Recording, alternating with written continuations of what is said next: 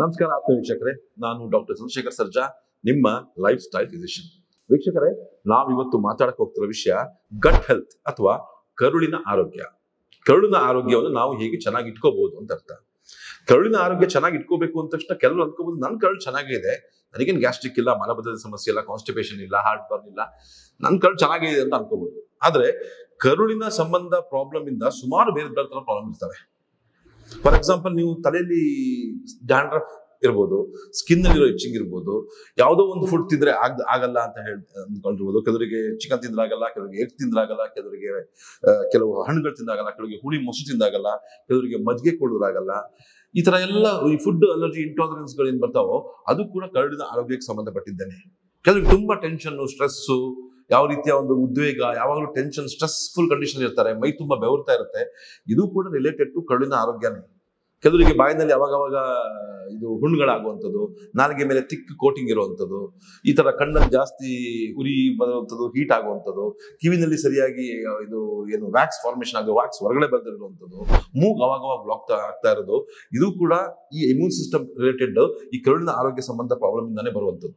ಹಾಗಾಗಿ ಕರುಳಿನ ಆರೋಗ್ಯ ಅಂದ ತಕ್ಷಣ ಕೇವಲ ನಾವು ಎದೆ ಉರಿ, ಹೊಟ್ಟೆ ನೋವು ಅಥವಾ ಕಾನ್ಸ್ಟಿಪೇಷನ್ ಅಥವಾ ಇದಾಗಿದೆ ಅದು ಮಾತ್ರ ನಮಗೆ ಕರುಳಿನ ಆರೋಗ್ಯ ಅಲ್ಲ.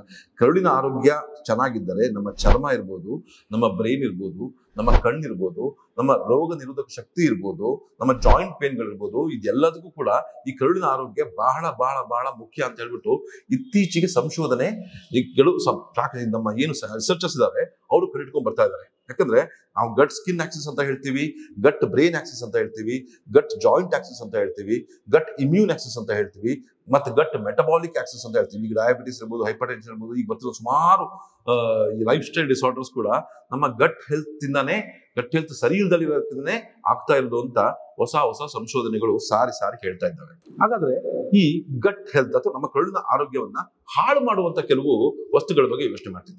ನೋಡಿ, ಫಸ್ಟ್ ಸುಮಾರು ಇದರಲ್ಲಿ ಮೊದಲನೇದಾಗಿ ಅಂತ ಹೇಳಿದ್ರೆ ಫುಡ್. ನಾರ್ಮಲ್ ನೋಡಿ, ನಮ್ಮ ಯಾವುದೇ ಒಂದು ಆಹಾರ ನಮ್ಮ ಬಾಡಿಗೆ ಹೋಗ್ಬೇಕು, ಅಸಿಮಿಲೇಟ್ ಆಗ್ಬೇಕು, ನಮ್ಮ ಕರುಳಿಗೆ ಹೋಗ್ಬಿಟ್ಟು ಇಂಟೆಸ್ಟೈನ್ಸ್ ಹೋಗ್ಬಿಟ್ಟು ಅದು ಜೀರ್ಣ ಆಗ್ಬಿಟ್ಟು ಮಲವಾಗಿ ಕನ್ವರ್ಟ್ ಆಗ್ಬೇಕು ಅಂತ ಹೇಳಿದ್ರೆ ಈ ಕೆಲವು ಫುಡ್ಗಳು ಅದನ್ನ ವ್ಯತಿರಿಕ್ತವಾಗಿ ಒಂದು ಪರಿಣಾಮನ ಬೀರ್ತವೆ. ಅದರಲ್ಲಿ ಮುಖ್ಯವಾಗಿ ಅಂತ ಹೇಳಿದ್ರೆ ಕೆಲವರಲ್ಲಿ, ನಾನು ನೋಡಿ, ನನ್ನ ಸೈಂಟಿಫಿಕ್ ಆಗಿ ರಿಸರ್ಚ್ ನನ್ನ ಟಾಪಿಕ್ ಆಗಿ ಗಟ್ ಹೆಲ್ತ್ ಆಗಿರೋದ್ರಿಂದ ಹೇಳ್ತಾ ಇದ್ದೀನಿ. ಯಾಕಂತ ಹೇಳಿದ್ರೆ ಎಲ್ಲರಿಗೂ ಎಲರ್ಜಿ ಇಲ್ಲ. ಆದ್ರೆ ಎಲ್ಲರಿಗೂ ನೋಡಿ, ಗ್ಲೂಟೆನ್ ಜಾಸ್ತಿ ಇರುವಂಥದ್ದು ಅಥವಾ ಕೆಸಿನ್ ಜಾಸ್ತಿ ಇರುವಂಥದ್ದು ಅಥವಾ ಲ್ಯಾಕ್ಟೋಸ್ ಜಾಸ್ತಿ ಇರುವಂಥದ್ದು ಅಂತ ಹೇಳಿದ್ರೆ ಈಗ ಕರುಳಿನ ಆರೋಗ್ಯ ಹಾಳಾಗಿ ಹೋಗ್ಬಿಟ್ಟಿದೆ ಅನ್ಕೊಳ್ಳಿ, ತುಂಬಾ ಕಾರಣಗಳಿಂದ. ಅವರಲ್ಲಿ ಈ ಗ್ಲೂಟೆನ್ ಅಂತ ನೀವು ಹೇಳ್ತೀರಾ, ನೀವು ಗೋಧಿ ಸಂಬಂಧಪಟ್ಟ ಆಹಾರಗಳು, ಈಗ ಬೇಕರಿಯಲ್ಲಿ ಸಿಗುವಂತ ಈ ಮೈದಾ ಇರ್ಬೋದು, ಅಥವಾ ಬ್ರೆಡ್, ರಸ್ಕು, ಬಿಸ್ಕೆಟ್, ನಿಮ್ಮ ಚಪಾತಿ ಇರ್ಬೋದು, ಪರೋಟ ಇರ್ಬೋದು, ಇದೆಲ್ಲ ಏನ್ ಮಾಡ್ತವೆ ಅಂತ ಹೇಳಿದ್ರೆ ಇದ್ರಂತ ಗ್ಲೂಟೆನ್ ಅಂಶ ಏನ್ ಮಾಡುತ್ತೆ ಅಂತ ಹೇಳಿದ್ರೆ ಲೀಕಿ ಗಟ್ ಅನ್ನೋದನ್ನ ಫಾರ್ಮೇಶನ್ ಮಾಡ್ತವೆ. ಹಾಗಾಗಿ ಲೀಕಿ ಗಟ್ ಅಂದ್ರೆ ನಮ್ಮ ಸಣ್ಣ ಕರುಳಿನಲ್ಲಿ ಏನಂತ ಹೇಳಿದ್ರೆ ಒಂದು ಪದರ ಇರುತ್ತೆ, ಹೊರಗಡೆ ಮೇಂಟೈನ್ ಆಗುತ್ತೆ. ಸೊ ನಾವು ತಿನ್ನಂತ ಆಹಾರ ಯಾವುದು ಬ್ಲಡ್ಗೆ ಎಸ್ಕೇಪ್ ಆಗಬಾರ್ದು, ಅದು ಡಿಸ್ಪ್ಲೇಸ್ ಆಗಬಾರ್ದು ಅಂತ ಹೇಳ್ಬಿಟ್ಟು ಆ ಲೀಕಿ ಗಟ್ ಆಗಬಾರ್ದು, ಟೈಟ್ ಆಗಿರ್ಬೇಕು ನಮ್ಮ ಸೆಲ್ಸ್ ಅಂತ ಹೇಳಿದ್ರೆ ಈ ಗ್ಲೂಟೆನ್ ಅಂಶ ಕಡಿಮೆ ಇರುವಂತಹ ಆಹಾರಗಳು. ಜೊತೆಗೆ ಅದೇ ರೀತಿ ಲ್ಯಾಕ್ಟೋಸ್ ಅಂತ ಹೇಳಿದ್ರೆ ಈ ಹಾಲಿನಲ್ಲಿ ಇರುವಂತಹ ಅಂದ್ರೆ ಹಾಲಿನ ಪ್ರಾಡಕ್ಟ್ಸ್ ಗಳನ್ನ ಸೇವಿಸ್ಕೋಬಹುದು. ಆದ್ರೆ ಈ ಹಾಲನ್ನ ಡೈರೆಕ್ಟ್ ಆಗಿ ತಗೊಳ್ಳೋದ್ರಿಂದ ಕೂಡ ಈ ಒಂದು ಗಟ್ ಹೆಲ್ತ್ ಹಾಳಾಗುತ್ತೆ. ಹಾಳಾಗಿದ್ದವ್ರಲ್ಲಿ ಇದಾಗುತ್ತೆ. ನಾರ್ಮಲ್ ಆಗಿದ್ದವ್ರಿಗೆ ಏನು ಪ್ರಾಬ್ಲಮ್ ಇರಲ್ಲ.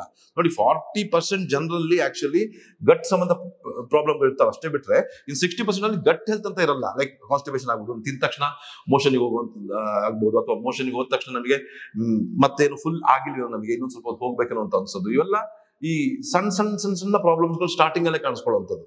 ಅದಾದ ನಂತರ ಕಾಣಿಸ್ಕೊಳ್ಳುವಂಥದ್ದು ಬೇರೆ ಬೇರೆ ಪ್ರಾಬ್ಲಮ್ಸ್.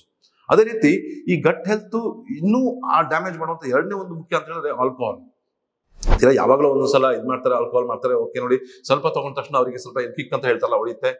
ಕೆಲವರು ಹಿಂಗೆ ಆಗ್ತಾ ಜಾಸ್ತಿ ಸೇವಿಸ್ತಾ ಹೋಗೋದು, ರೆಗ್ಯುಲರ್ ಕನ್ಸ್ಯೂಮ್ ಆಗ್ತಾ ಹೋಗೋದು, ಅದು ಕೂಡ ಈ ಗಟ್ ಲೈನಿಂಗ್ ನ ಡ್ಯಾಮೇಜ್ ಮಾಡುತ್ತೆ. ಗಟ್ ಹೆಲ್ತ್ ನ ಅದನ್ನ ಹಾಳು ಮಾಡೋದ್ರಲ್ಲಿ ಒಂದು ಪ್ರಮುಖ ಪಾತ್ರ ವಹಿಸುತ್ತೆ. So over abuse of alcohol is also a main damager of gut health.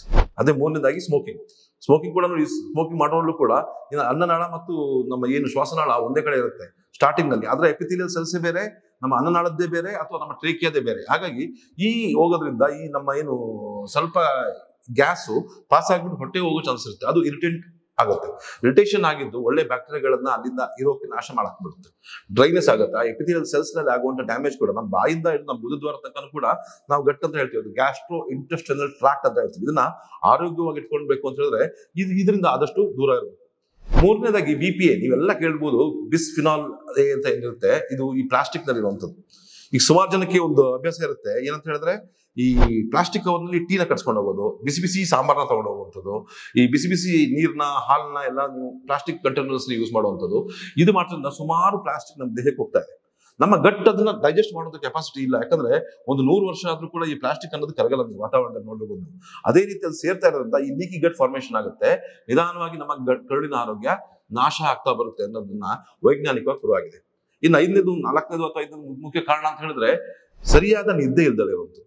ಸರಿಯಾಗಿ ಟೈಮ್ ಈಗಂತೂ ಹೆಂಗಾಗಿದೆ work from home culture, continues ಆಗಿ ತಿಂಗಳುಗಟ್ಟಲೆ ನೈಟ್ ಡ್ಯೂಟಿ, ಇಲ್ಲಾಂದ್ರೆ ಡೇ ಡ್ಯೂಟಿ, ಒಂದು ಡೇ ಒಂದು ನೈಟ್, ಒಂದು ಡೇ ನೈಟ್ ಡ್ಯೂಟಿ.